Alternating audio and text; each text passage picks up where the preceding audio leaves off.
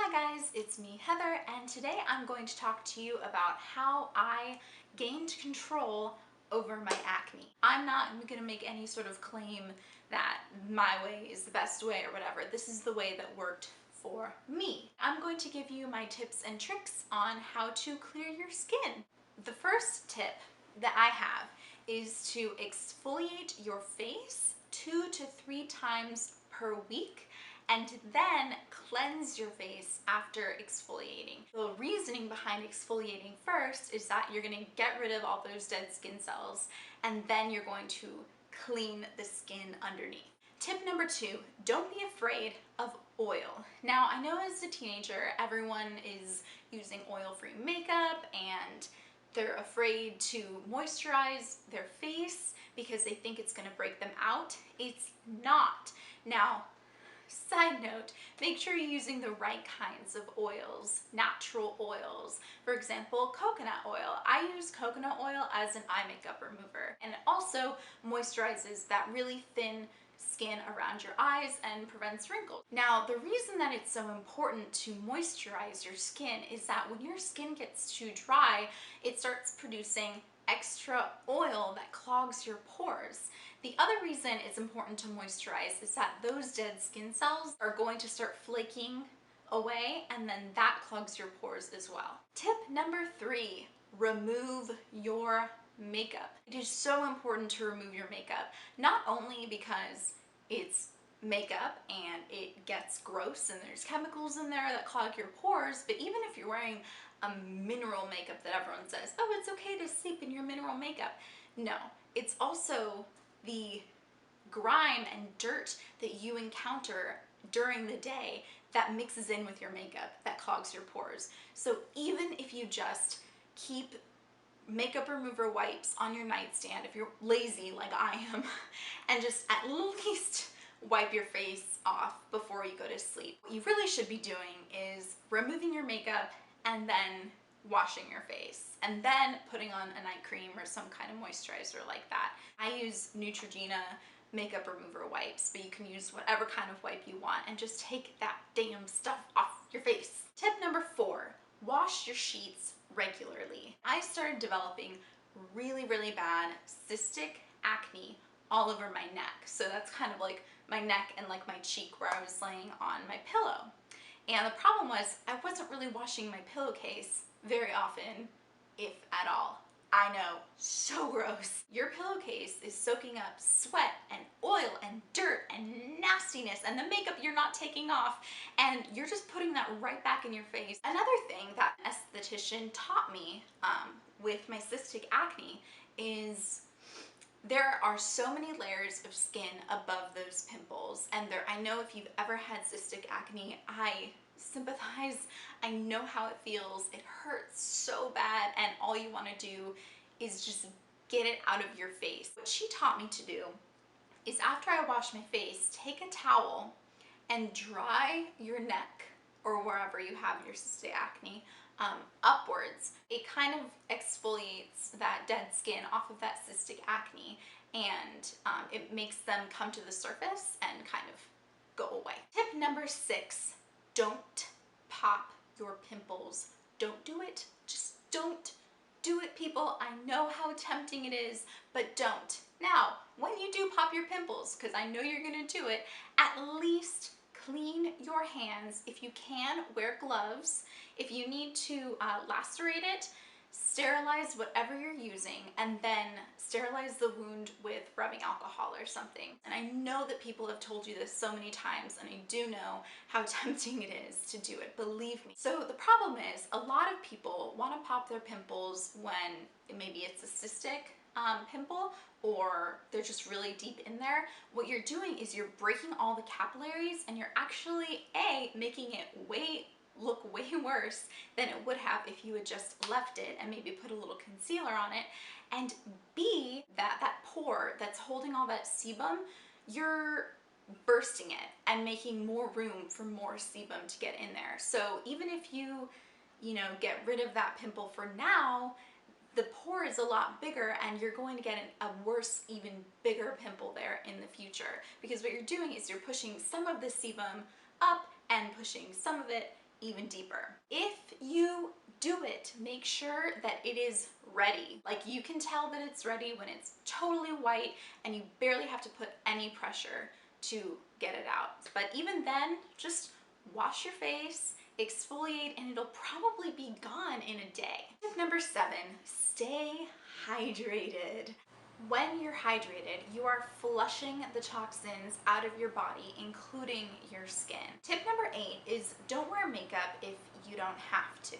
Give your skin a break, especially on the weekends if you feel like you're not going to see anybody, or even if you're just gonna run a quick errand. Wash your face, put on some sunscreen, and head out the door and just embrace your natural beauty. I know it's easier said than done.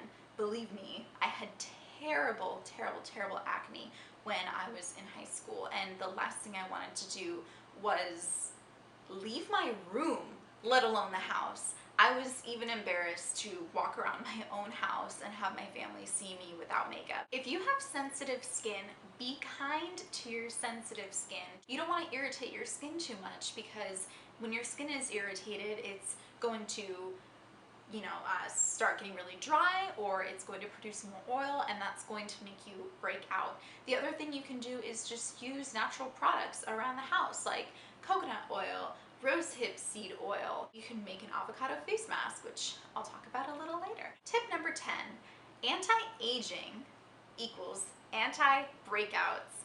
I'm not entirely sure how this works, but ever since I started using anti-aging products, my breakouts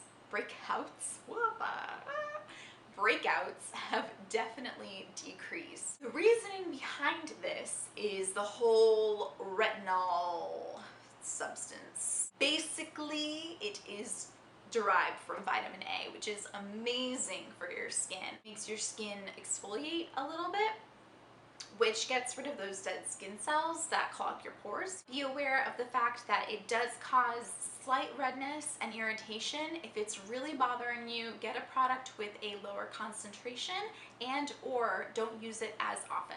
Wash your face and back last in the shower. When you're washing your hair, you've got shampoo, you've got conditioner, it's running down your back, clogging your pores, it's going along the side of your face, which might cause you to break out along your hairline. My last tip is probably the most important, because it not only improves the look and feel of your skin, but it also just makes you a healthier human being. So eat foods that are good for your skin. For example, taste the rainbow. And I'm not talking about Skittles here, people, because I mean, there are a lot of people who believe that sugar causes breakouts. I'm not going to take a stand on that. I do know that refined sugar just isn't good for you in general. But what I'm talking about with taste the rainbow or eat the rainbow is make your plate colorful with fruits and vegetables. Berries, dark colored berries like blueberries, raspberries, are so great for your skin. They're so rich in antioxidants. Berries are very good for you. Go nuts for nuts!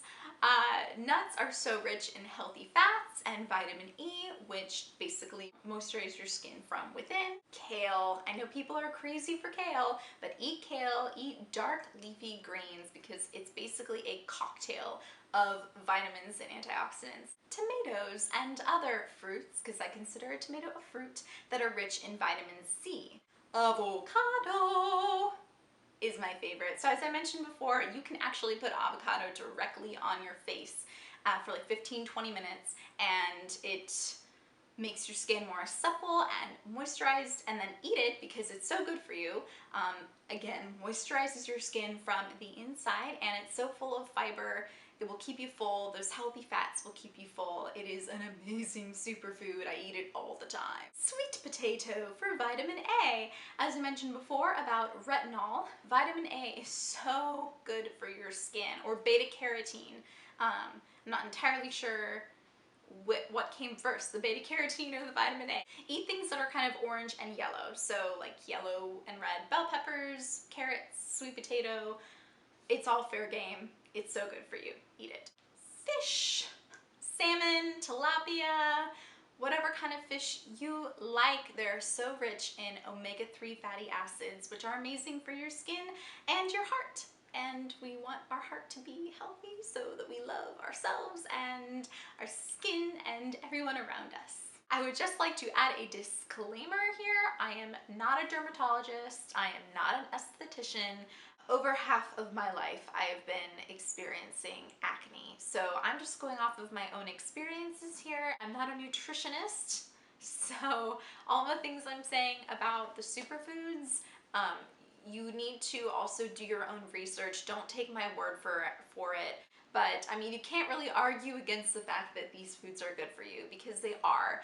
All of the things on this list are not going to work for every single person, but I do know that everyone will be able to find at least one thing on this list that will work for them. Stick with it. It does take about 3 weeks for your skin to completely replace itself. So if you do start a new skin regimen, keep at it for about 3 weeks, and if you still don't see a difference, then switch it up. You don't need to spend a lot of money on face products.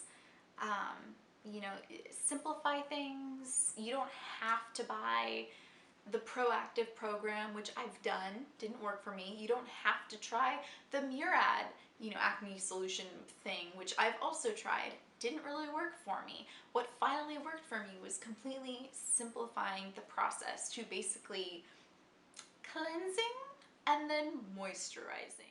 So I hope this video helped you guys. Please, please, please try any of these tips and comment below. Let me know what worked for you, because I know I have so much confidence that some of these tips will work for you. If you liked this video, give it a thumbs up and please subscribe to my channel. I will love you forever.